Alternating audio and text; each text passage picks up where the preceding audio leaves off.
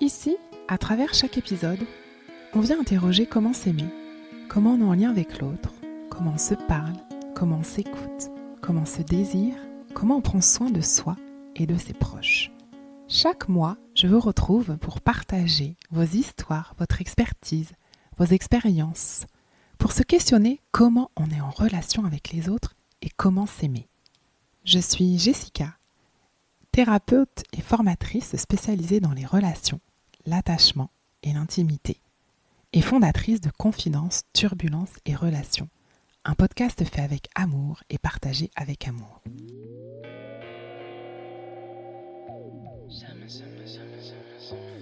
Entre amour et souffrance, comment être soi dans la relation à l'autre? Je reçois pour ce tout premier épisode Magali Cutolo-Lagarde, accompagnatrice de femmes, plus connue sous le nom de la lunatique sacrée.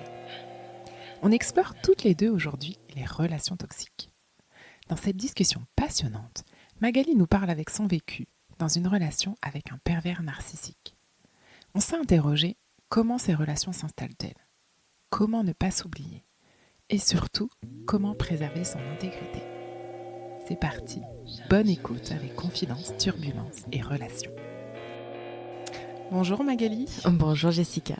Je te reçois aujourd'hui pour ce premier épisode de mon podcast. Et Merci je suis beaucoup. Honorée de te recevoir. Voilà, pour Pareillement. ce tout premier. Pour la petite histoire, on a refait l'enregistrement parce que je n'avais pas appuyé sur le bouton enregistrer au premier essai. Tout d'abord, je voulais te présenter. Tu es Magali Cutolo-Lagarde de la lunatique sacrée sur les réseaux sociaux. Tu as 38 ans, tu es mariée, tu as 2 enfants et en famille recomposée, donc tu as 4 enfants à la maison. C'est ça. Tu es experte en féminin sacré, c'est-à-dire que tu es accompagnatrice de femmes en féminin et intimité sacrée. Tu as une approche holistique, tu travailles sur 3 corps, le corps physique, le corps émotionnel et le corps énergétique. Oui. Tu aides les femmes à redevenir actrices de leur vie en proposant un accompagnement global entre guidance, soins énergétiques, méditation et modelage. Ta thématique de travail me touche particulièrement, ton angle d'approche. C'est pour ça que je souhaitais que tu sois présente pour cet épisode. Merci beaucoup. Et tu as vécu aussi ce genre de relation. Aujourd'hui, tu rencontres également des femmes lors de tes accompagnements qui sont touchées par ces événements traumatiques.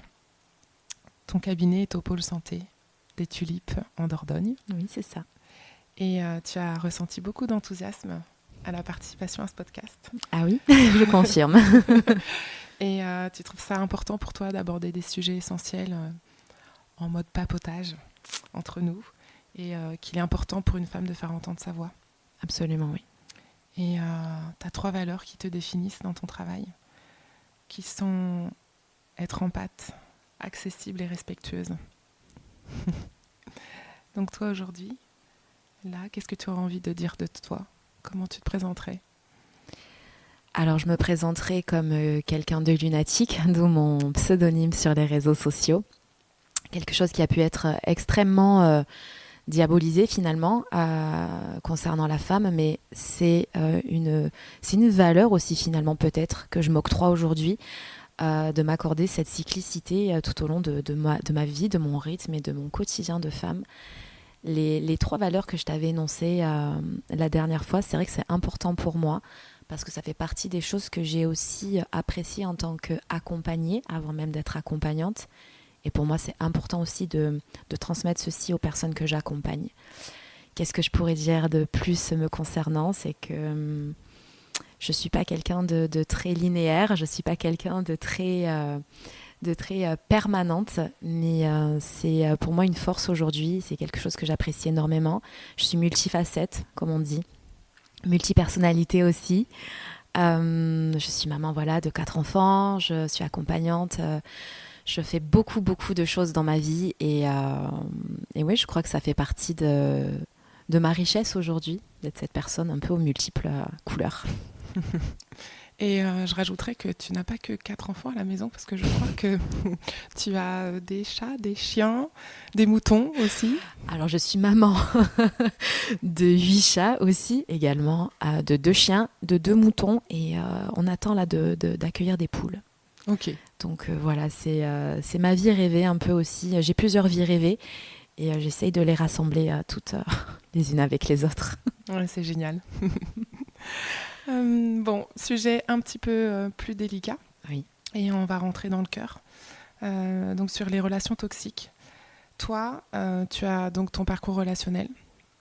Et j'aimerais là que tu puisses me présenter un petit peu ce que tu as pu vivre, de ce que tu as envie de te dire et de nous partager.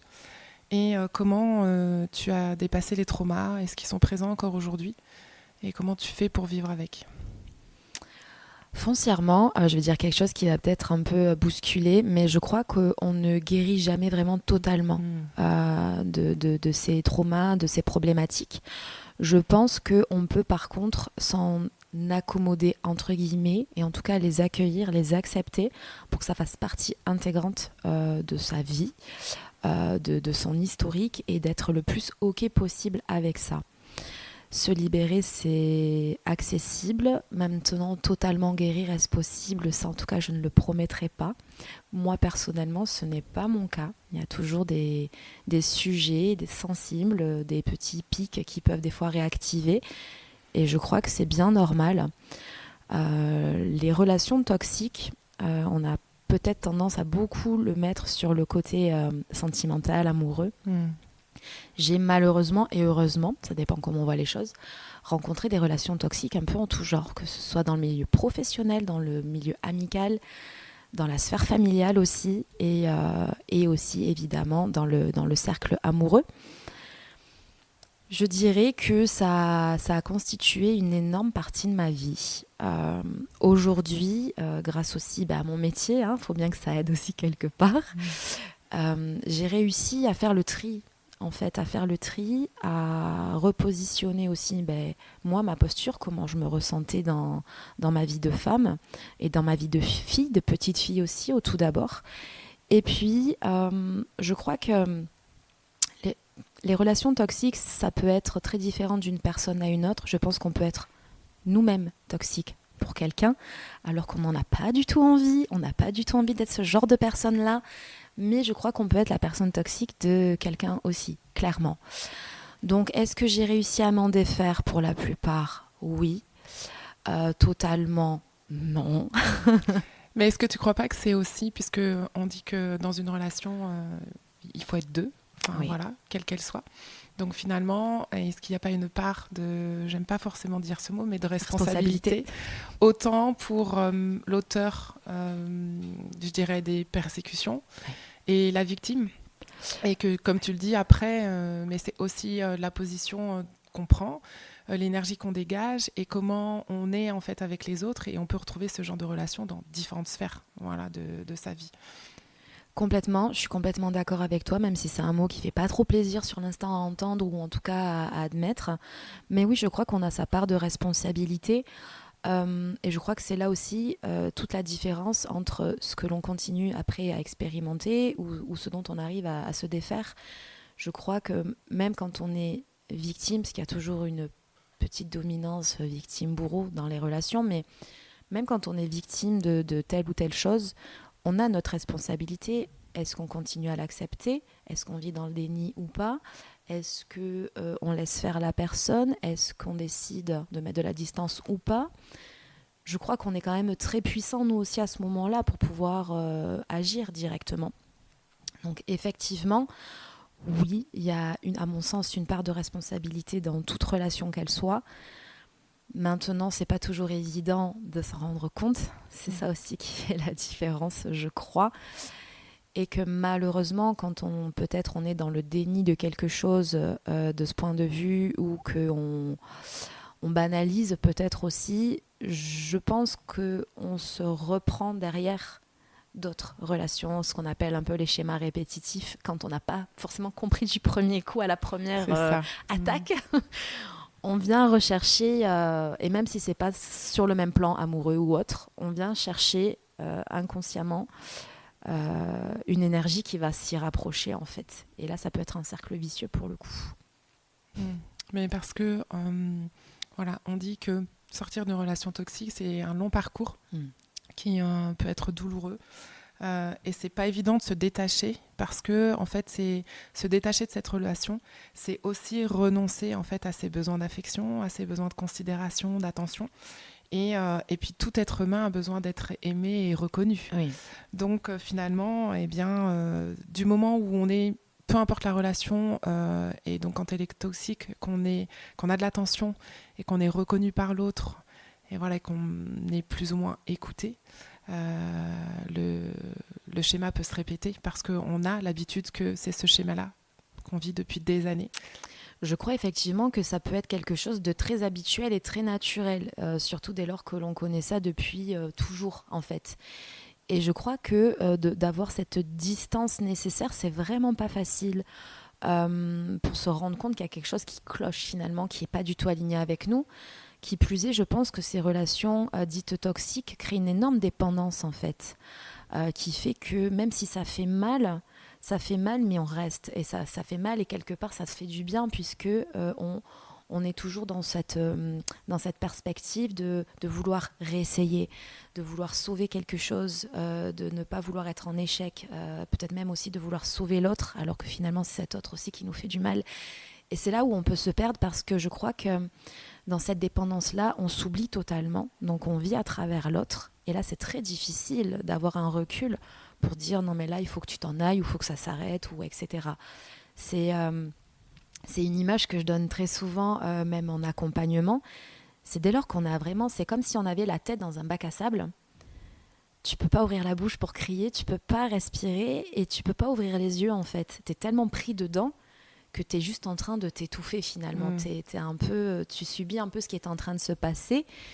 Soit tu décides toi-même de sortir ta tête, soit quelqu'un t'aide et t'enlève de là. Et c'est là que tu prends un recul et que tu te dis « Waouh, j'étais en danger, quoi !» Pourtant, le bac à sable, au début, c'est quand même sympa. Et à la base, le bac à sable, oui, plutôt sympa. Effectivement. Oh, ça doit être des traumas d'enfance qui ressortent là. Non, mais je trouve que c'est très bien imagé. L'allégorie est très bien. Mais tu vois, c'est l'image que j'ai, parce que le sable, ça s'infiltre partout. Et pourtant, à la base, ça te donne envie d'y aller quand même. C'est attrayant. Ça paraît sécure. Ça te met en confiance. Et puis finalement, pas tant que ça, quoi. Donc oui, je suis d'accord avec toi que c'est un parcours très douloureux et très complexe de se sortir d'une relation toxique. Et quand tu parles de dépendance, est-ce que toi, c'est une position que tu as vécue, de te sentir comme ça, dépendante ? Oui, totalement.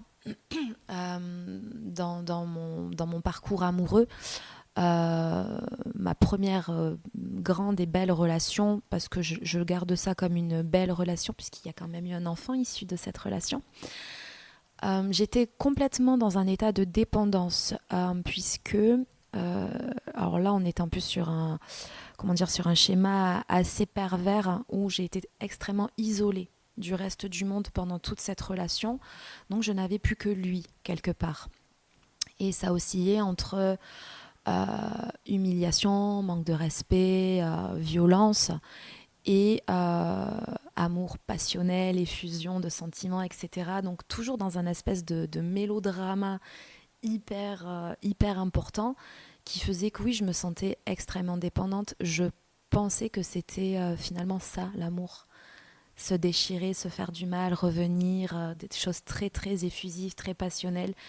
Donc oui, j'ai été dans cette dépendance pendant longtemps, ce qui lui a permis d'en jouer un moment aussi. Et donc pour toi, tu penses que toute relation fusionnelle est un piège finalement ? Je suis un peu plus nuancée aujourd'hui. J'aurais eu tendance à dire que oui, puisque moi, ça a été mon vécu. Effectivement, cette relation fusionnelle, passionnelle, où au final, on est vraiment ancré à l'autre. Et on s'oublie en fait, on n'est plus trop existant en soi. En tout cas, c'était ma part des choses, hein. C'était vraiment moi de comment je vivais les choses là.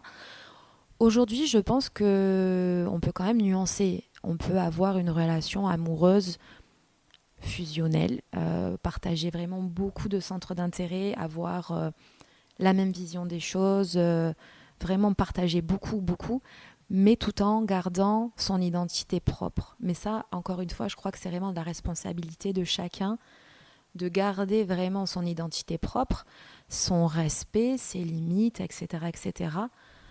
Et on peut aussi, par moments, être complètement fusionné, faire des choses ensemble, voir les choses aussi peut-être par le prisme de l'autre, parce que c'est OK en fait. Je crois que c'est une question aussi d'être d'accord, de poser ses limites et de consentement en fait finalement. Donc je suis quand même beaucoup plus nuancée aujourd'hui sur ça. Je dirais pas que c'est des relations pièges. Je dirais qu'il faut quand même être dans l'observation, être quand même attentif à soi, à ne pas trop se perdre justement dans ces énergies de fusion, si je puis dire. En psychologie, notamment en analyse transactionnelle, la relation fusionnelle, c'est plutôt quelque chose qui est vécu comme une étape dans l'enfance qui ne s'est pas fait correctement au moment du détachement avec la mère. C'est plutôt vu comme quelque chose de négatif. Après, cela dit, j'aime la nuance que tu proposes, parce qu'aujourd'hui, une relation, c'est mouvant, c'est complètement dans le lien, l'attachement, c'est dans l'impermanence. Et on le sait, on vit tous des débuts qui peuvent être même en amitié, en fait, quand on rencontre une nouvelle personne. Clairement. Dans cette fusion-là.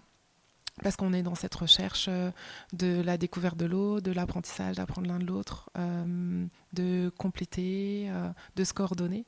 Et puis après, voilà, quand la relation s'installe, il y a quelque chose qui va s'équilibrer. Et c'est justement comme tu l'as pointé, être soi dans la relation à l'autre, c'est garder son intégrité. Et pouvoir parfois, mais on n'est pas toujours aligné de la même façon. Et voilà, et pouvoir aller vers l'autre et que l'autre vienne vers soi également. De monter sur la montagne de l'autre, de la descendre aussi, parfois d'être en capacité. Moi, quand je parle de montagne, je parle plutôt de montagne émotionnelle aussi. Oui. Voilà.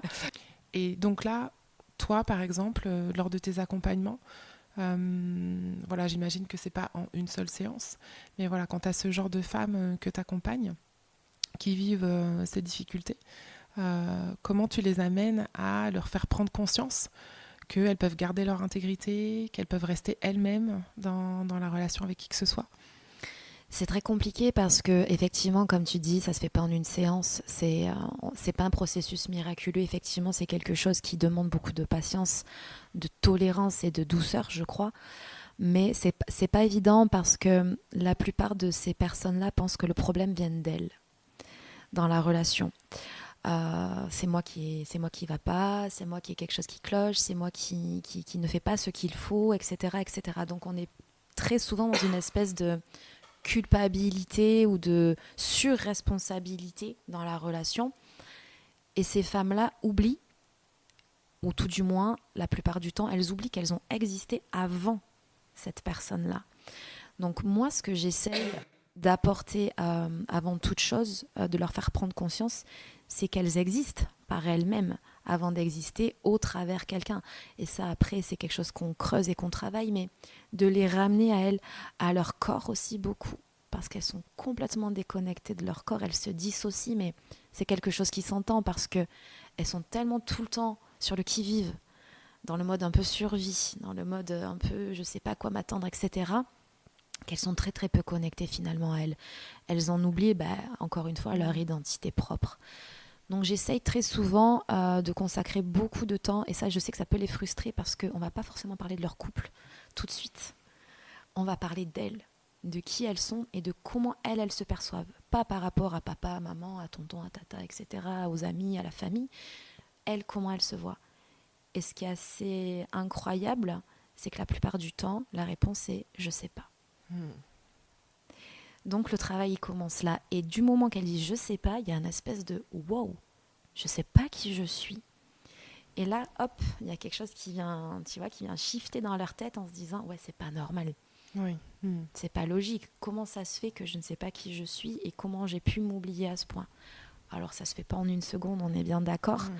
Mais en tout cas, c'est ce que j'essaye de faire avant tout, c'est de les aider à revenir à elles, pour pouvoir ensuite élargir la vision et venir après voir leur problématique au niveau de leur couple, qui finalement s'étend sur toutes les relations qu'elles ont pu avoir.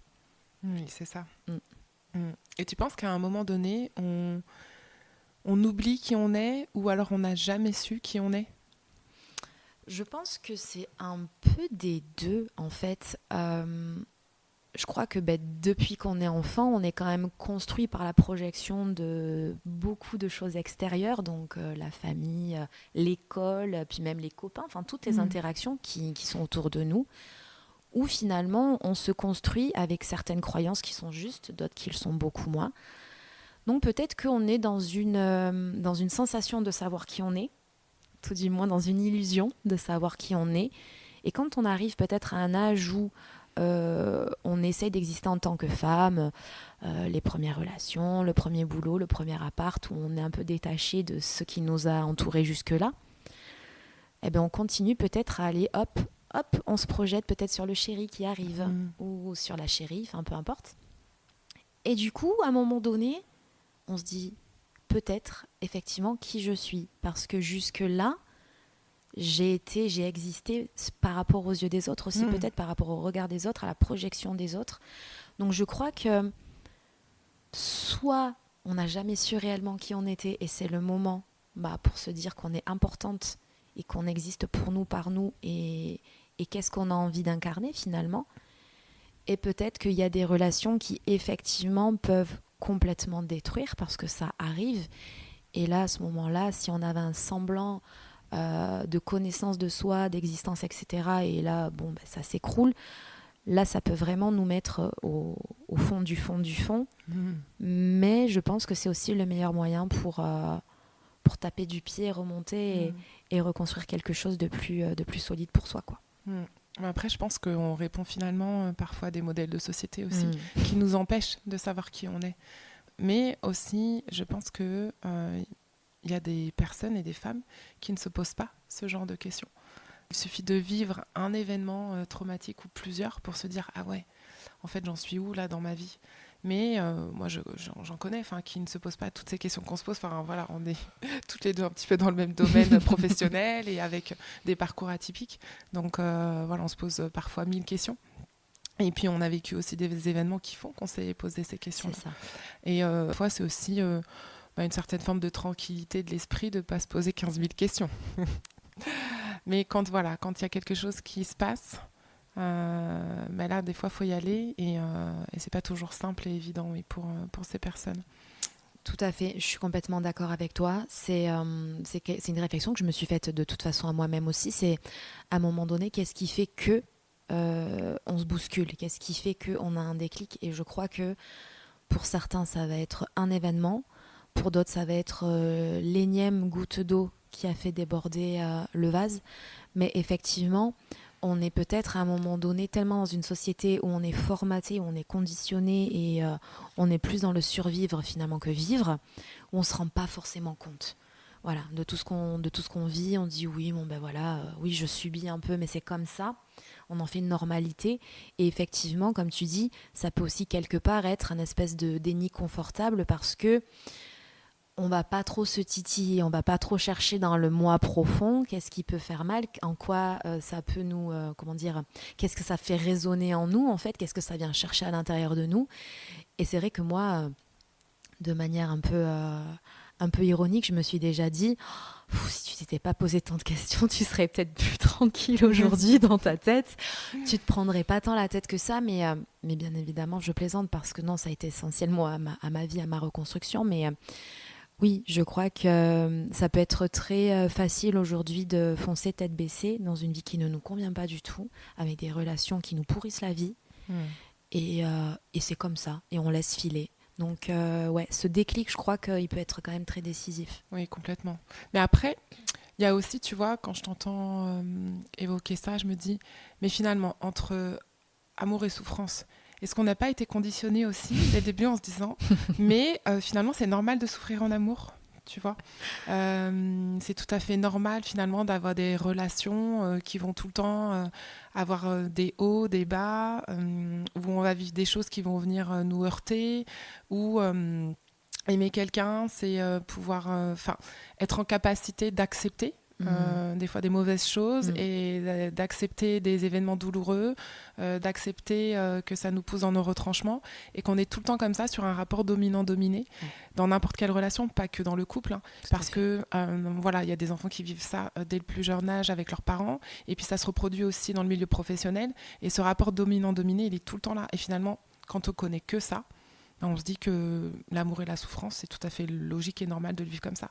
Et puis de toute façon, après, en termes de trauma, le cerveau qui a connu comme ça, il est câblé. Comme ça, il va forcément aller rechercher ça, parce que c'est le confort de ce qu'il connaît, même si le confort est insécurisant et douloureux. Donc, et là, c'est là la difficulté après de comment on se sort de ça. Tout à fait. Alors, je crois qu'il n'y a pas, à mon sens, il n'y a pas 36 solutions là-dedans. C'est soit on arrive à obtenir une aide qui est vraiment très bénéfique et qui nous permet, parce que tout seul, c'est très difficile de s'en sortir, qui nous permet vraiment de voir les choses telles qu'elles devraient être pour son bien-être à soi.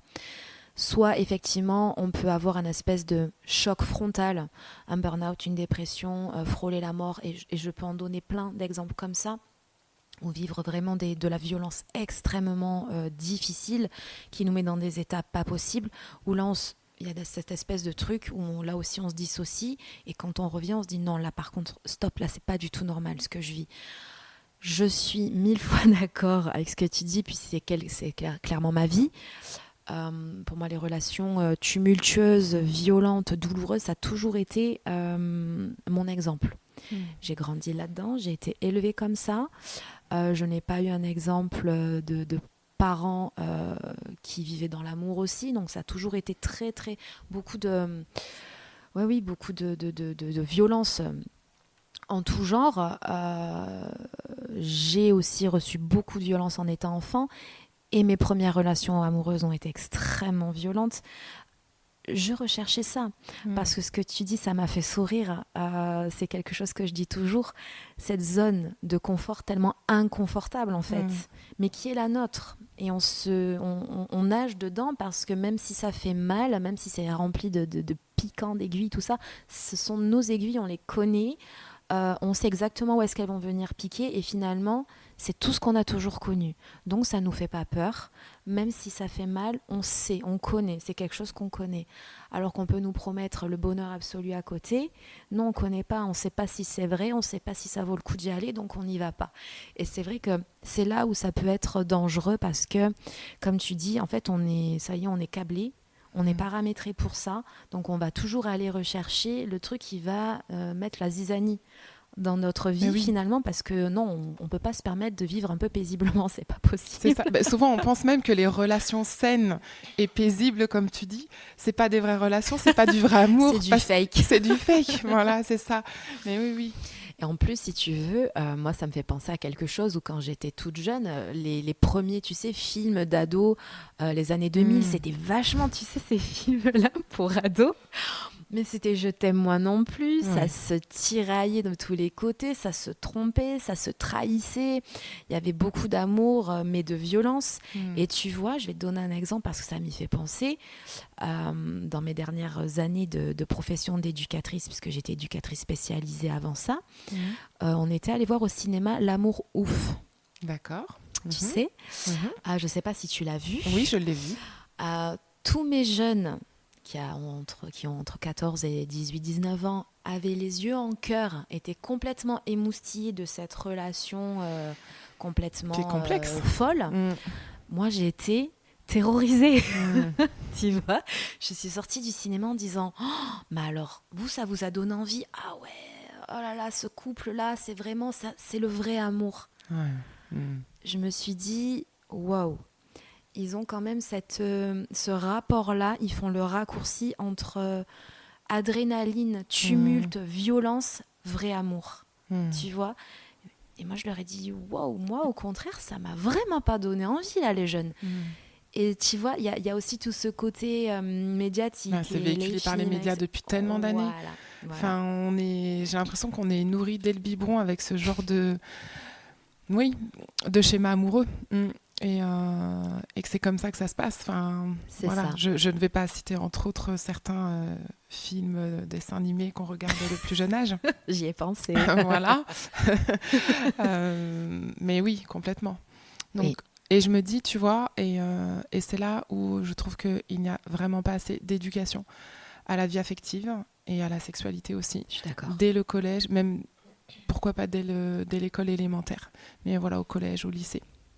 Ils en manquent cruellement. Et c'est marrant parce que mon fils, donc entre parenthèses, qui a 12 ans, qui est au collège, m'a dit récemment mais pourquoi, maman, à l'école, on ne nous apprend pas à être en relation avec les autres?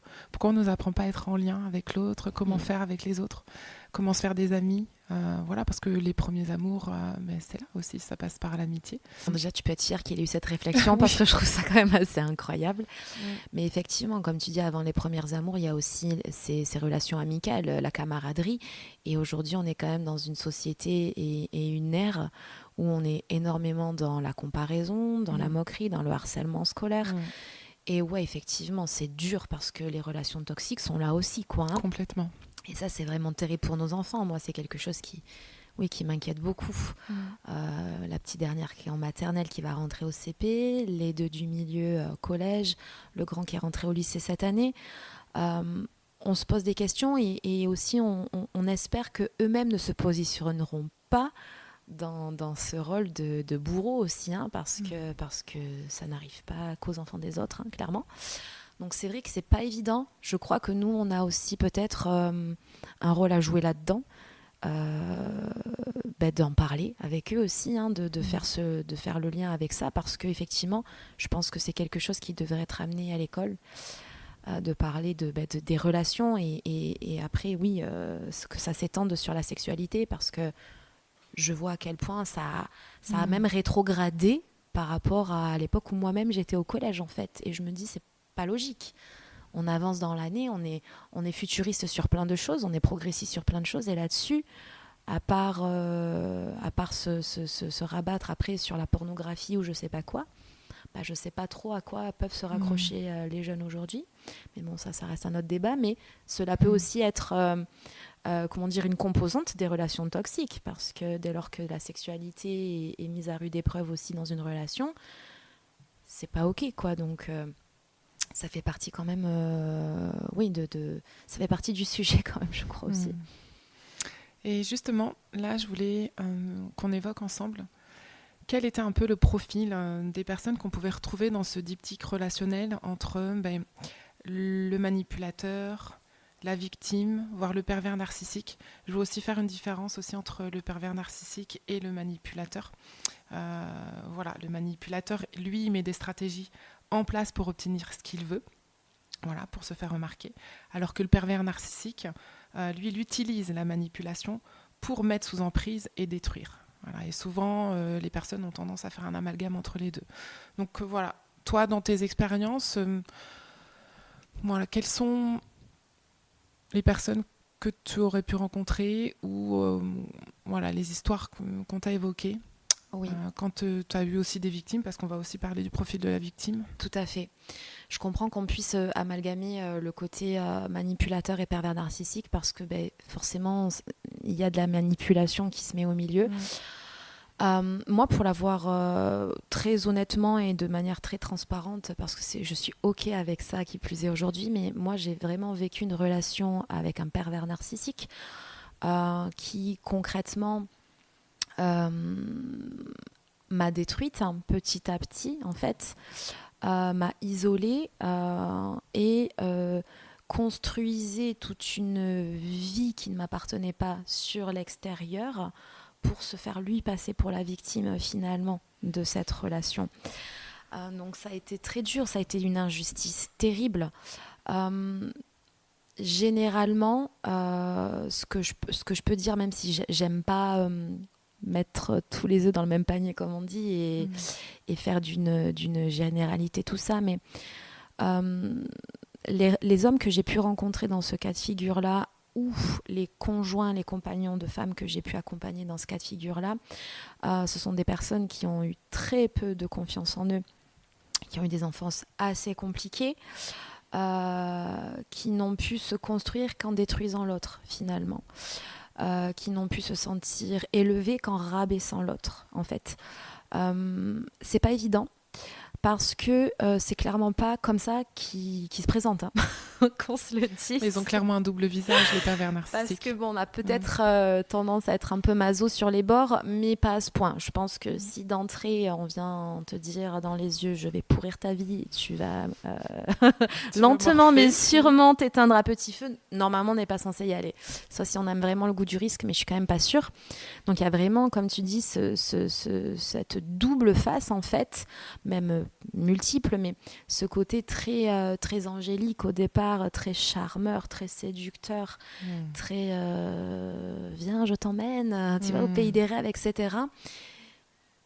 Et comme généralement en face, on a une personne qui a juste envie de baisser la garde, qui a juste envie de s'abandonner, qui a juste envie de ne plus subir de violence, qui se dit waouh, en fait ça existe, allons-y.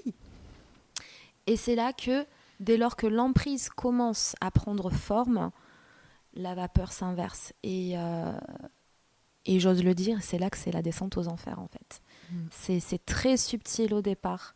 C'est très fin. Je pense et je crois que les pervers narcissiques sont très intelligents. Bien sûr. Sont vraiment très, très fins dans leur manière d'agir.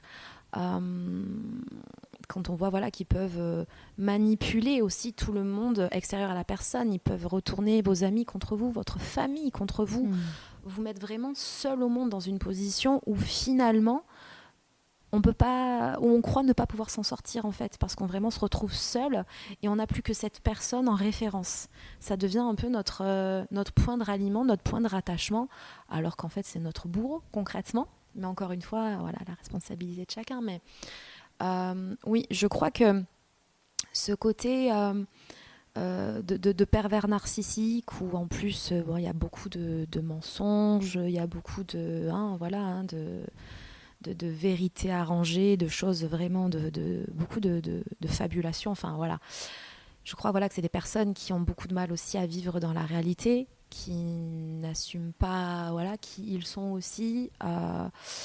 C'est compliqué parce que ça paraît être un jugement en fait ce que je suis en train de dire, mais vraiment c'est un constat que je suis en train de faire. La manipulation, j'ai envie de dire qu'on peut la rencontrer à chaque coin de rue. On a peut-être même nous été manipulatrices à un moment donné ou à un autre parce qu'on a voulu obtenir quelque chose. La manipulation n'est pas forcément toujours très mauvaise.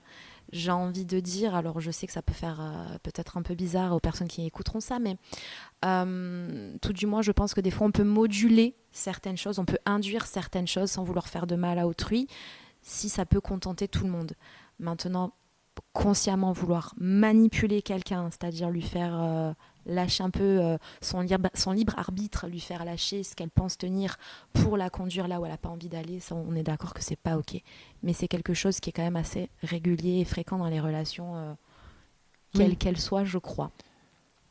Donc oui, voilà, c'est ce que je retrouve la plupart du temps, même dans les femmes que j'accompagne aujourd'hui, le profil d'hommes qui finalement s'avèrent être des personnes toxiques dans leur vie, pervers narcissiques ou autres.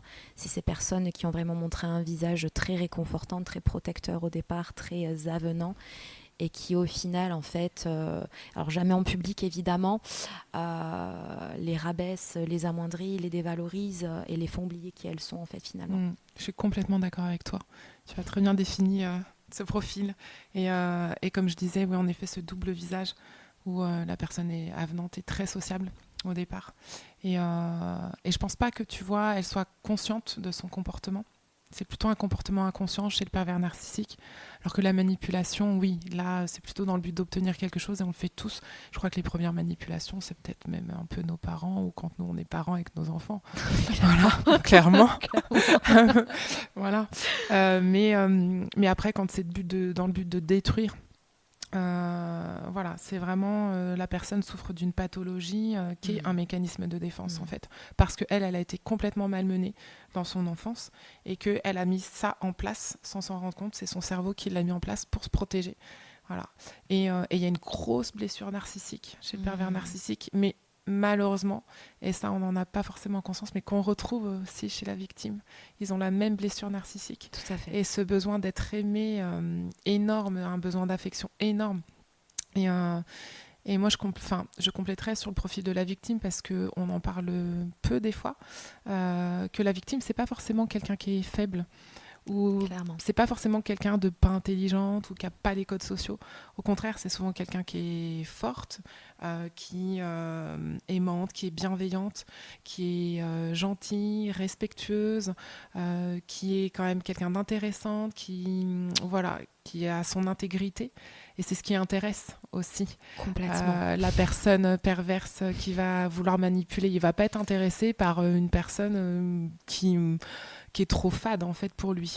Ou pour elle. Complètement. Je pense aussi, alors là je vais ramener ma petite touche énergétique, mais c'est du vampirisme à ce moment-là. C'est la lumière qui attire énormément en fait, je pense, ces personnes-là. Et je crois que même inconsciemment, ce serait même pas intéressant pour eux de venir détruire quelqu'un qui serait pas digne d'intérêt pour cette personne. Exactement. Tu vois ?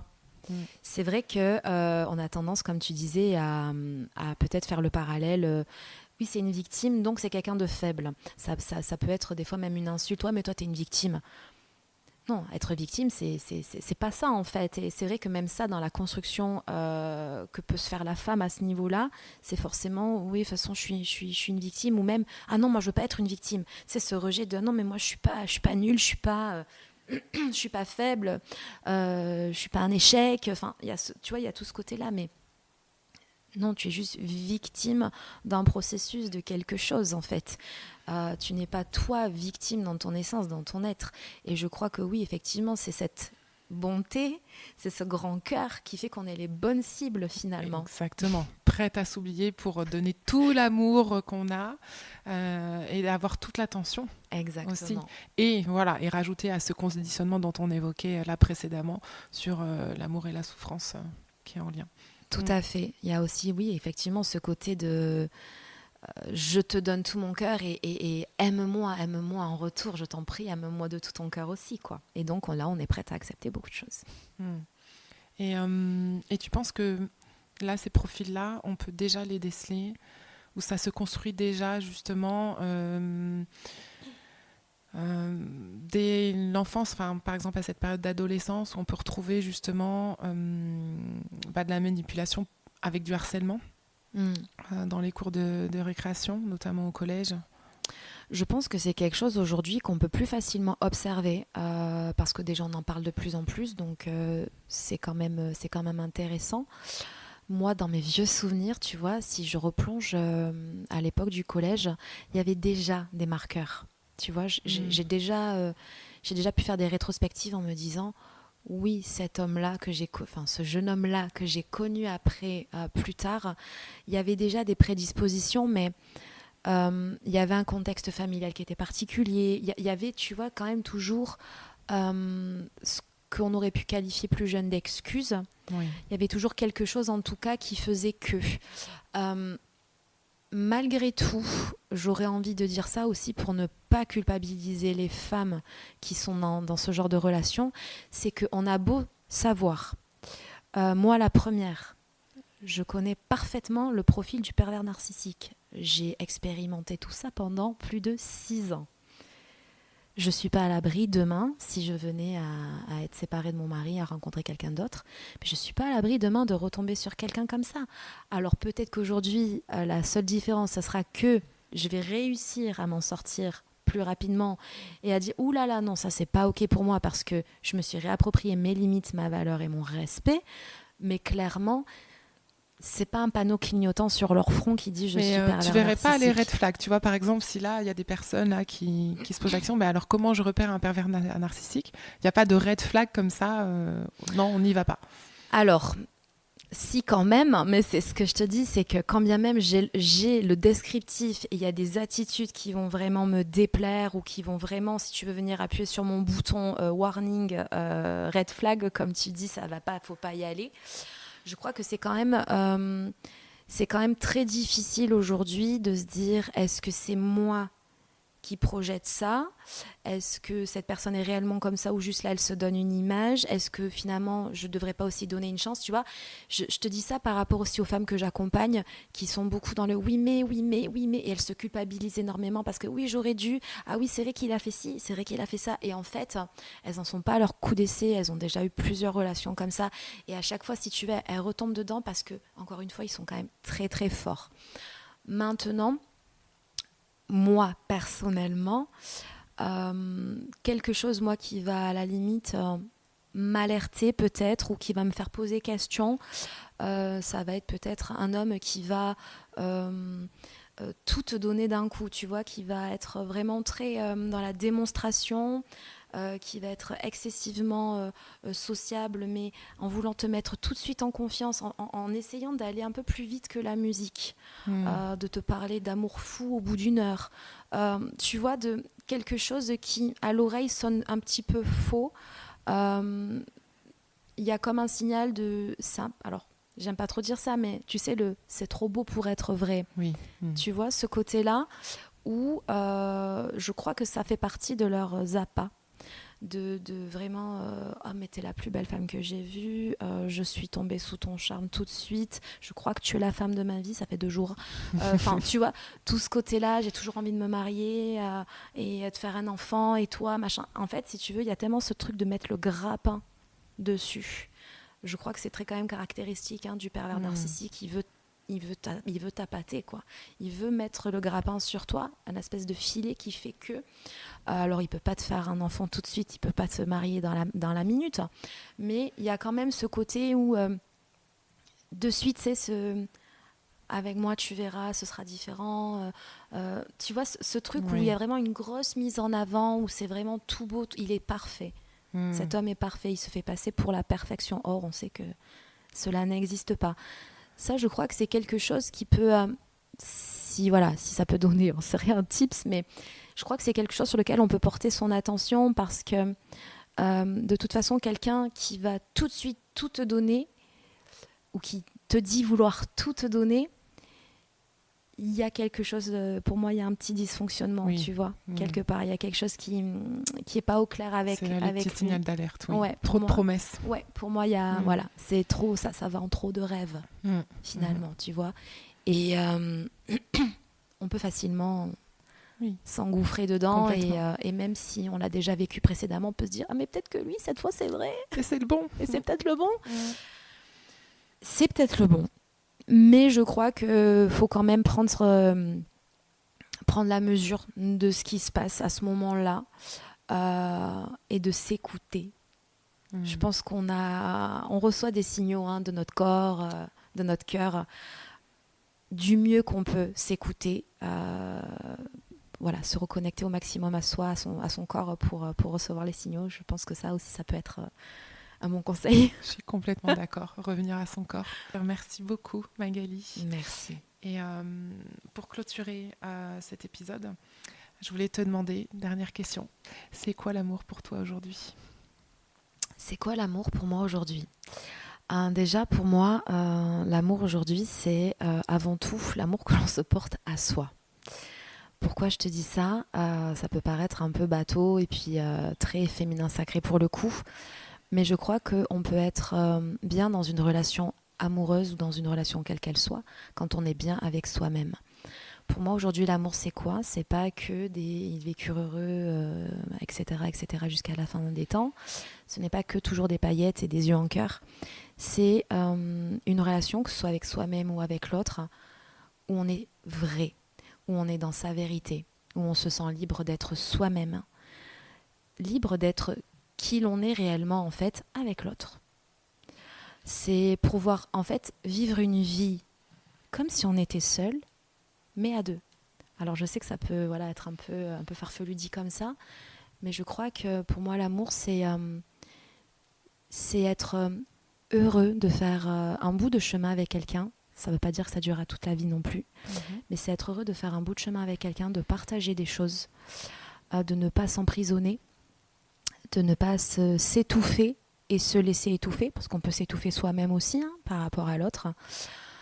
C'est juste assumer qui l'on est, ne pas se juger, ne pas laisser ses complexes en fait interagir aussi dans la relation. Et je crois aussi que même avec bienveillance et tout l'amour qu'on peut donner à quelqu'un, vraiment poser ses limites et ne pas donner l'autorisation ni le pouvoir à l'autre d'avoir une quelconque influence toxique sur soi en fait. Donc pour moi l'amour c'est s'assembler en fait, se compléter, s'assembler tout en étant fidèle à soi-même et que la personne en face ressente la même chose et que ensemble vous viviez en fait cette relation. Voilà ce que je pourrais dire. C'est beau. Merci. Merci Magali. Merci beaucoup. Oui, merci pour ta venue, merci pour ta confiance. Merci pour ta confiance aussi. Et pour ce riche épisode. C'était un plaisir. Et voilà, et moi je terminerai par dire, parce que ça me vient là comme ça, et ça explique toute la dualité relationnelle. Lacan disait que l'amour, c'est donner à quelqu'un d'autre ce que l'on n'a pas forcément soi-même. Voilà, et cette phrase, je pense qu'on peut la retourner dans tous les sens. Mais voilà, j'avais envie de clôturer. Moi, ça m'a mis des frissons. Je te remercie beaucoup. Merci infiniment. À bientôt. À bientôt. Si l'écoute de cet épisode vous a éclairé sur les relations humaines, vous a donné des clés de compréhension sur vous-même, sur votre vie ou celle de vos proches, je vous invite à vous abonner à ce podcast, à liker, à commenter, à partager. C'est vraiment très important pour moi. Je poursuivrai cette aventure passionnante seulement si je sais que ça vous apporte autant à vous qu'à moi. Vous pouvez retrouver Confidence, Turbulence et Relations sur YouTube, Spotify ou votre plateforme d'écoute préférée. À bientôt pour de nouvelles confidences ou une prochaine consultation.